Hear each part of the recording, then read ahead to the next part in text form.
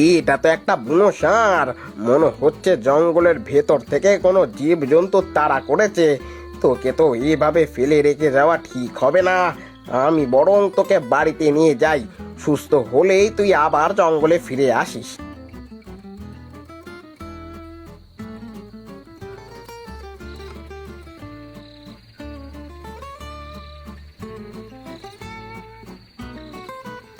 বলাই ষাঁড়টিকে নিয়ে বাড়িতে ফিরে এলো।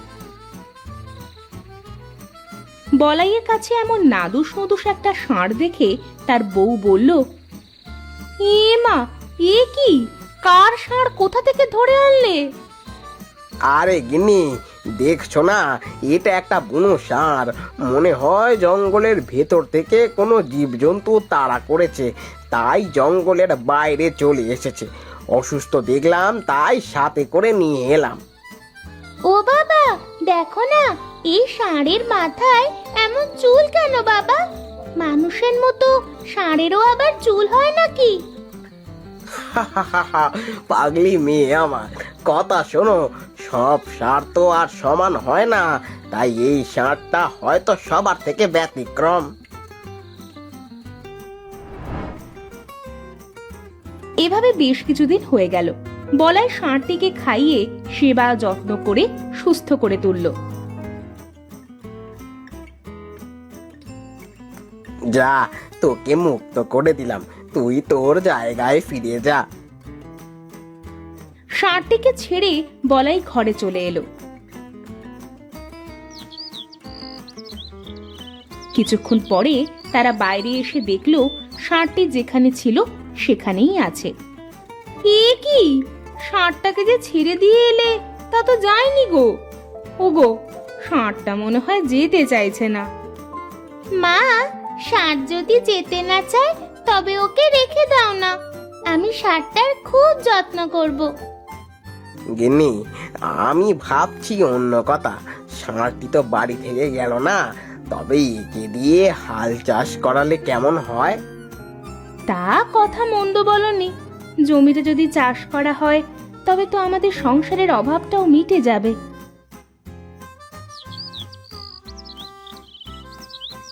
পরের দিন বলাই ষাঁড়টিকে নিয়ে মাঠে গেল তার জমিতে চাষ দেওয়ার জন্য।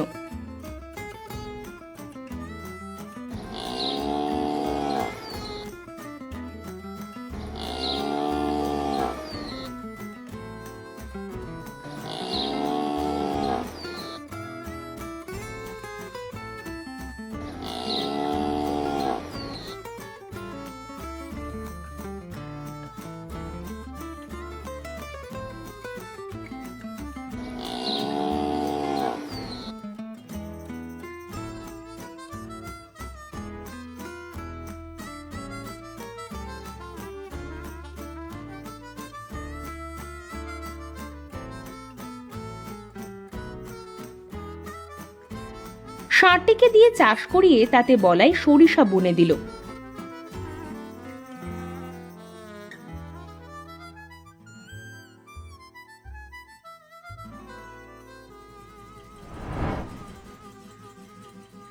এভাবে কয়েক মাস কেটে গেল। বলাইয়ের সংসারে সচ্ছলতা ফিরে এলো।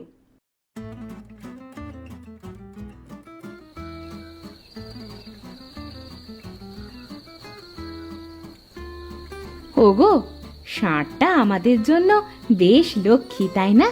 ও আমাদের বাড়িতে আসার পরেই আমরা চারটে ভাতের মুখ দেখতে পাচ্ছি, বলো? তা যা বলেছ গিন্নি, আর ষাঁড়টিও বেশ পরিশ্রমী, কাজে নিলে কখনো অলসতা করে না।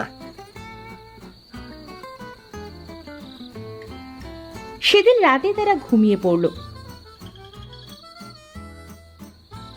হঠাৎ মাঝরাতে কারো গুনগুন কান্নার আওয়াজে চন্দ্রার ঘুম ভেঙে গেল।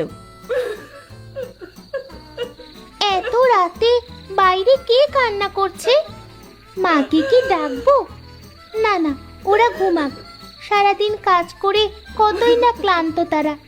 আমি বরং একাই যাই।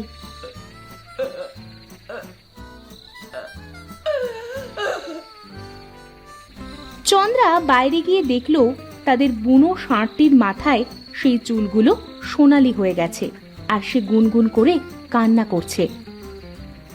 হয়েছে তোমার? তুমি এভাবে কাঁদছো কেন? আমি যে সঙ্গী হারানোর যন্ত্রণায় কাঁদছি। কে তোমার সঙ্গী? আর তুমি কথা বলছো কিভাবে? তুমি তো একটা ষাঁড়। আজ পূর্ণিমার রাত। প্রতি পূর্ণিমার রাতে আমরা কথা বলতে পারি। আমি যে কোনো সাধারণ ষাঁড় না, এই জন্যই তো বছরে একদিন কথা বলার সুযোগ হয় আমাদের। তবে তুমি যখন আমার কথা শুনে ফেলেছো, তখন তোমাদের সাথে আমি রোজ কথা বলতে পারবো। এখন তুমি বলো, তোমাকে আমরা কিভাবে সাহায্য করতে পারি? আমার সঙ্গী জঙ্গলের এক শাকচুন্নির কাছে বন্দি আছে, কিন্তু সেটা মাটির অনেক নিচে, যা আমার যাওয়া সম্ভব না। তাই তাকে মুক্ত করতে পারছি না।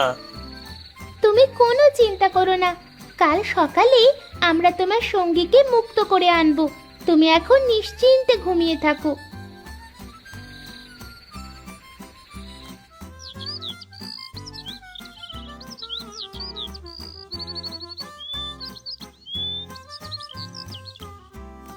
পরের দিন সকালে চন্দ্রা তার বাবা মায়ের সাথে সবকিছু খুলে বলল। সব শুনে তার বাবা মা বলল, কি বলছিস মা? শাকচুন্নির কাছে যদি বন্দি থাকে, সেখান থেকে আমরা তাকে মুক্ত করে আনবো কিভাবে? কি করে আনবে সেটা তো জানি না, তবে ষাঁড়টার আমাদের সাহায্যের প্রয়োজন। চলো আমরা সবাই জঙ্গলে গিয়ে তার সঙ্গীকে মুক্ত করে আনবো।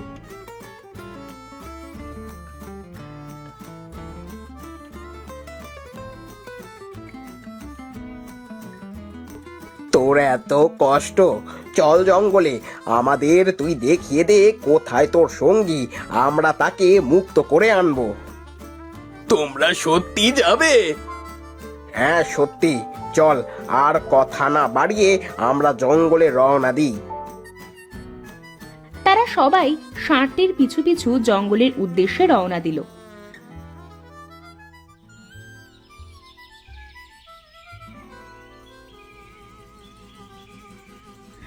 জঙ্গলের ভিতরে একটা বড় গর্তের কাছে এসে ষাঁড়টি বলল, এই গর্তের শেষ সীমানায় আমার সঙ্গী আছে। শাকচুন্নি তাকে সব সময় পাহারা দিয়ে রেখেছে। কিন্তু তুমি তো এটা বললে না, কেন শাকচুন্নিটা তাকে বন্দি করেছে? শাকচুন্নির মেয়ে অন্ধ। যখন তার বয়স 12 বছর পূর্ণ হবে, তখন যদি আমাদের মতো কোনো ষাঁড় বলে দিয়ে তার রক্ত চুন্নির মেয়ের চোখে দেয়, তবে সে সুস্থ হয়ে যাবে।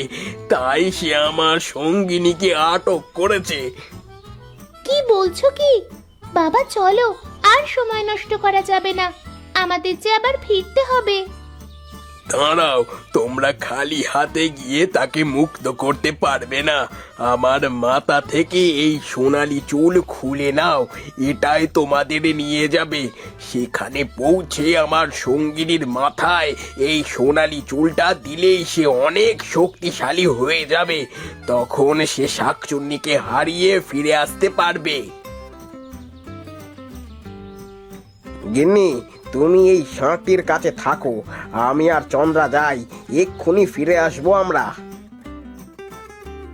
এরপর সোনালি চুল তাদের ষাঁড়টির সঙ্গিনীর কাছে নিয়ে গেল। সেখানে গিয়ে তারা দেখল ষাঁড়টির পাশে শাকচুন্নি ঘুমাচ্ছে। বাবা, এই সুযোগ, তুমি তাড়াতাড়ি গিয়ে ষাঁড়টির মাথায় সোনালি চুলটা দিয়ে এসো। হ্যাঁ হ্যাঁ মা, তুই দাঁড়া, আমি এক্ষুনি যাচ্ছি।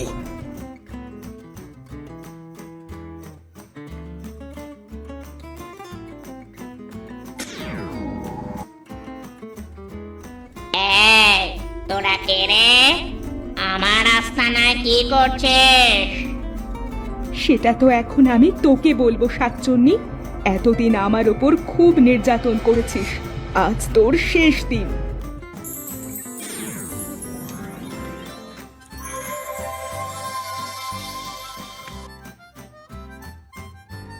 এতদিন আমি বন্দি ছিলাম, আজ থেকে সারা জীবন তুই এই খাঁচায় বন্দি থাক, কেউ তোকে মুক্ত করতে আসবে না। এই ছাড়, ছাড় বলছি আমাকে, ছেড়ে দে, এই ছেড়ে দে আমাকে।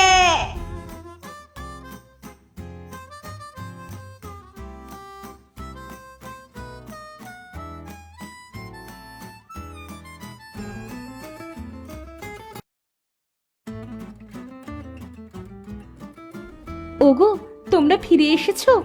আমার তো খুব ভয় করছিল। তোমাদের অনেক ধন্যবাদ। তোমরা আমাদের জন্য যেটা করলে আমরা কোনোদিনও ভুলবো না। সেই জন্যই আজ থেকে আমরা তোমাদের বাড়িতেই থাকবো আর তোমাদের সাহায্য করব। সত্যি বলছো তোমরা? কি মজা! বাবা, আজ থেকে আমার কথা বলার জন্য দুটো বন্ধু হলো।